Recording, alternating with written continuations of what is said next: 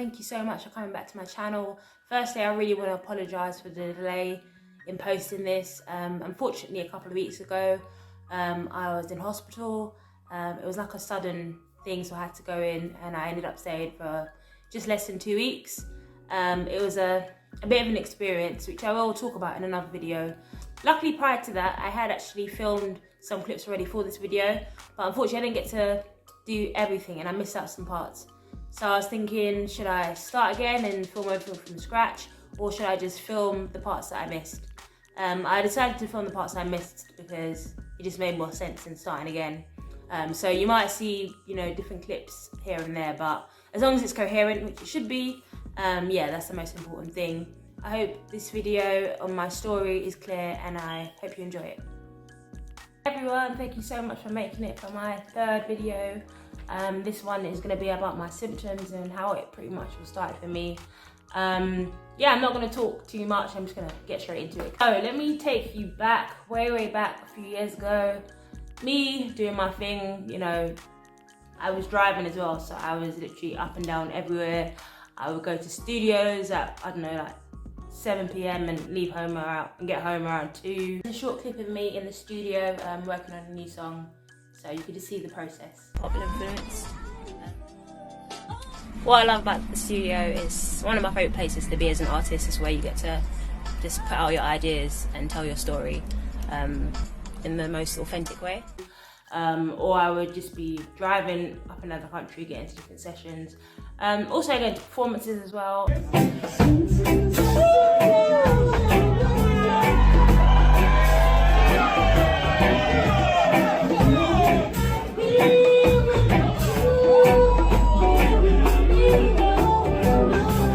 I was just doing a lot, not in a crazy way, but I think just for someone that was excited and had a passion for music, I just made sure that I was getting there, but mainly working on my stuff. Yeah, that was pretty much for me. Even prior to that as well, I just finished doing some music courses, so I networked with a lot of creative people.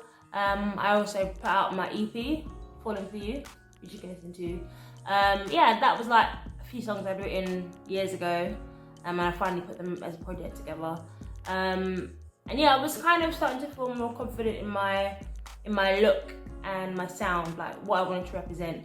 Not that I was like, out there doing the most. Again, that's just not me as a person, but I was still very sure what I wanted to do. And yeah, everything was kind of doing well. Yeah, so my look was fairly simple. My hair was either afro or braids. My clothing would be, just normal, well-fitted clothing, or maybe like a baggy jacket or something, I don't know. And yeah, I just felt comfortable like that, and that's how I kind of wanted to present myself. Music style-wise, my sound stayed the same. But as my image changed, that's been quite hard to deal with because I don't even know what to wear half the time, but it's something that I've been getting used to. I've done a couple photo shoots as well, just to get familiar with my new image, and that really helped me be more comfortable with myself. I suppose it's all about just going with the flow and feeling comfortable. So as long as I'm comfortable with what I'm wearing, that's the most important thing for me at the moment. I do miss my braids though. One day they'll sort of come back. Hopefully I'll get them again, as the condition eases and my head is less sensitive. Also, my eyesight's always been not the best, but I was wearing contact lenses for a while, and they were, at first the thought of me putting something in my eye was a bit daunting, but after I got used to it, and yeah, I just loved wearing them. I was so bad that they were technically 24-hour ones, but sometimes I wear them for a bit longer. Well, obviously you're not supposed to do that, but anyway, yeah, back to the story. So yeah, I was just doing my thing really, and then the changes came. So suddenly I was just, having my regular days, driving up to a session, and then I just started to get really irritated eyes. My eyes got really itchy. It would just get very irritated, and then I got very tired. So I thought, okay, maybe was it me being a bit irresponsible with my contact lenses? And most of the time, the best way for me to kind of subside that pain was for me just to sleep or just close my eyes. And I realised the pain started getting a bit more regular, so I ended up sleeping more basically. Times I remember just losing so much weight. The pain was so high that I could only sleep it away. I couldn't eat. If you look at the clip coming up when I was in Spain, my face is caving in. It's probably the thinnest I've ever been, but it was just So difficult. Same time, we'd already taken a vaccination for holiday that we were going on to, a family holiday for my mum's birthday. Which, by the way, I want to add, I'm not necessarily saying it was the vaccine, but those are the only things that really changed. That could have been a reason. So my contact lenses or that. But after a while, we found we couldn't really make a conclusion for either. It was just that something triggered my body and it was causing me to have these reactions and, you know, these irritations. So it was a bit confusing. But anyway, we were still going on our family holiday. And when we went there, oh, I tell you, it was the best holiday ever. It was so amazing. The weather was great, the atmosphere, the food, everything. And I was feeling okay then. To add this, which was actually an important point, I actually got like floaters and eye pain before we went on holiday to Dominican Republic. This was around, I think it was Mother's Day. And I remember me and my mum, we just went out, but then on the way back, I decided to go to Moorfields Eye Hospital because I was getting a lot of irritation. Checked it, and fortunately everything was okay. They just suggested me taking eye spray just to like clean my eyes and stuff. And luckily throughout the holiday, they didn't cause me much irritation. So I was lucky for that. And when I got back home, again, I started to have a lot of those headaches and pain. So I was just really confused. I couldn't really get what it was. So again, we started going to the doctors. So these are some of the things the doctors told me. During this time, while I was going to different doctors to find out what it was, when I tell you I was losing weight, I was losing so much weight because I couldn't eat, I couldn't take the light from around me, from outside. It was just too much. So here's a picture here, you can see how much weight I lost. Which wasn't the easiest at the time. So yeah, so we went to one doctor and the doctor was like, oh, it seems that you're really stressed. Maybe we, you know, get someone to help you, and he suggested me buy a dog. I mean, I'm not an animal fan, but I'm not an animal fan, no offense. So that was kind of like out of the park for me. There was no way that I was gonna get that, and there's no way my parents were gonna let me look after a dog either. I actually did consider it one time, but then I was like, the reality of it, I probably wouldn't be able to look after it properly because I wasn't even feeling well myself. So that one was knocked out the bag. My main GP, she gave me an antibiotic set of tablets, which didn't do anything, to be honest. I felt a bit more ill-taken than it made me feel more irritated. So I had to stop that. There's another doctor that I saw as well. He was very like spiritual and kind of just like hopeful. And he was like, you know, you just need to go outside and relax. I did meet a couple of doctors like that. And my parents got really worried, and so did I, when they really realised I wasn't eating and I was sleeping a lot. So we tried to go to A&E as well. They do tests on us, but nothing really came up. And then it kind of like stabilised a little bit. And then I went to my main GP, and she said it could be a vitamin D deficiency. So I was thinking, well, what does that mean? So obviously we get our vitamin D from the sun. Obviously being in the UK, it's not very sunny. So that could affect, especially with melanated people, it can affect your energy in your body. So I was like, okay. So immediately my mum was like, you need to get vitamin D. So we was gonna look at tablets and stuff, but then my mum's like, no, let's go somewhere where it's nice and sunny. Let's go to Spain. And in the back of my mind, I was thinking, wow, we're going to Spain for vitamin D, that's kind of mad. But I thought, you know what, if this is going to help me and this is what I need, and it is a holiday as well, it's definitely something we're going to go for. So literally my mum booked it straight away and me and her went. Here are some clips of when we went. You can see how slim I was. Hi Dad, it's Kemi here. Just showing you a video that I'm in the sun. I can't see the sun, but I'm here getting nice and black. And there's your wife. See you tomorrow. So yeah, as you can see from that video, I literally had to sit outside all the time. So my dad knew that I was getting the sun. But yeah, it was just like, even though it was so lovely to be there, I still wasn't feeling myself. I was still really tired. I remember one time, my mum, because we had breakfast in the morning and then we'd have to go downstairs to the canteen to get the food. I was too tired to get up. I would just be like sleeping all morning.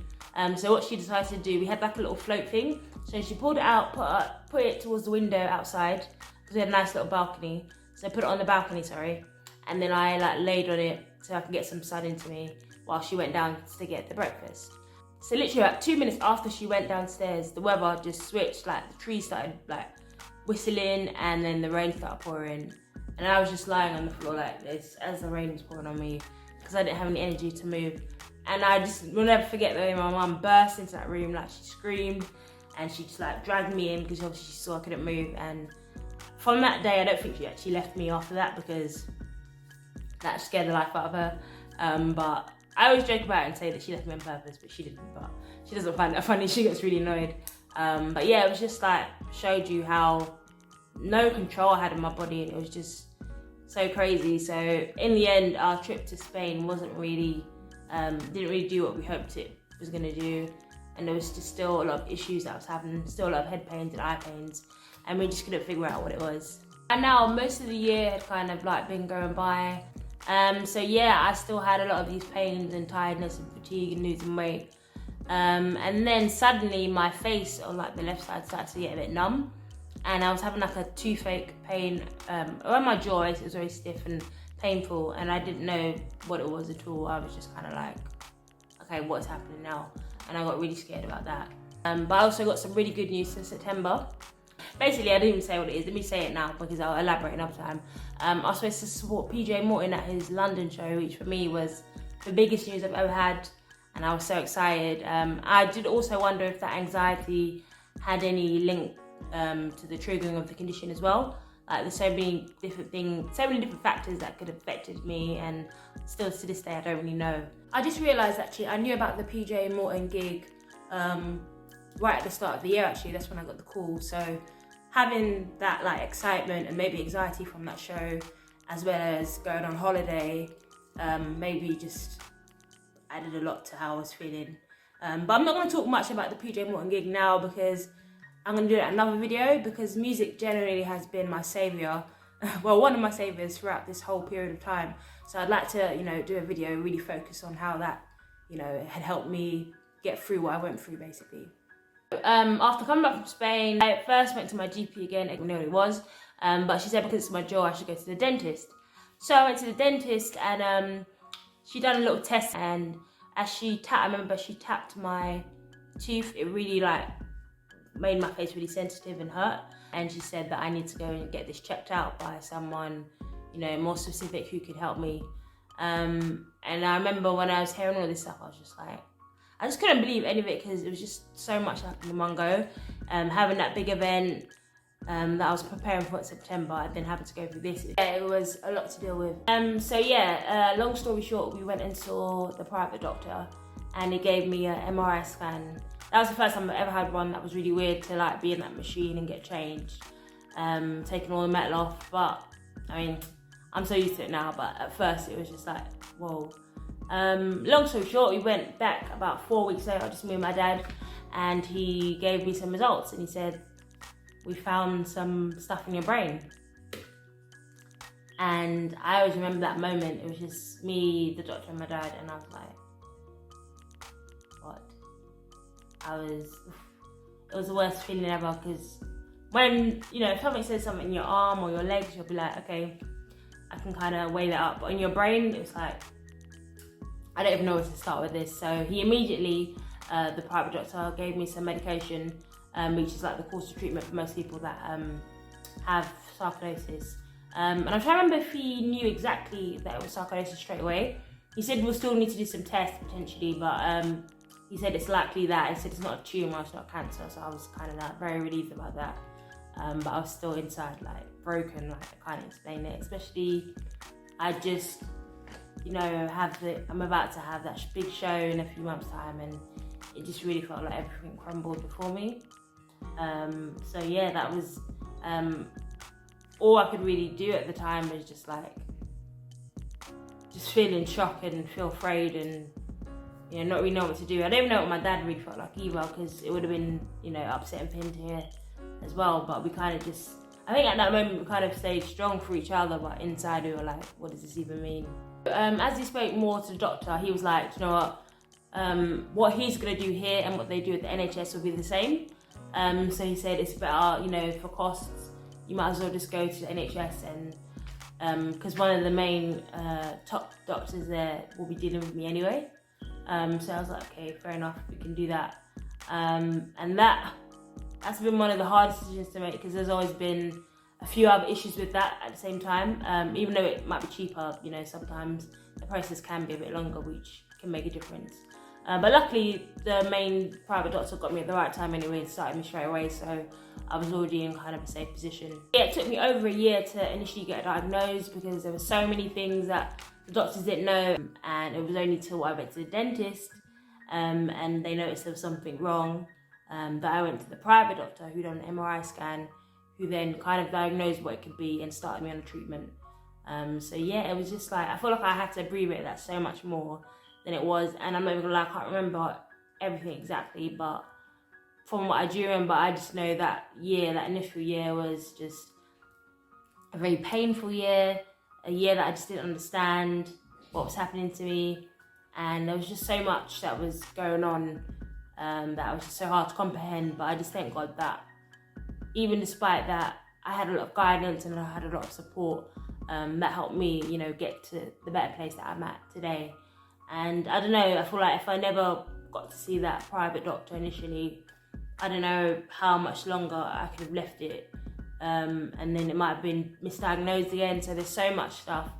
So with that, I want to say, if you ever feel your body not doing stuff that it should normally do get it checked out. Don't take it for granted, because it just takes those early stages where you can identify something. That's where, you know, you can get the help that you need. Sometimes leaving it a bit longer can make things worse. After seeing the private doctor, I was passed on to the specialist at an NHS hospital, and it didn't stop there. I still had to do more tests just to confirm it was neurosarcoidosis. So that included more MRI scans, blood tests, urine samples, x-rays, chest scans, a thing called a lumbar puncture. That included a big needle going up your spine to get rid of the, I hope I say this correctly, cerebral brain fluid. I'll just call it brain fluid for now.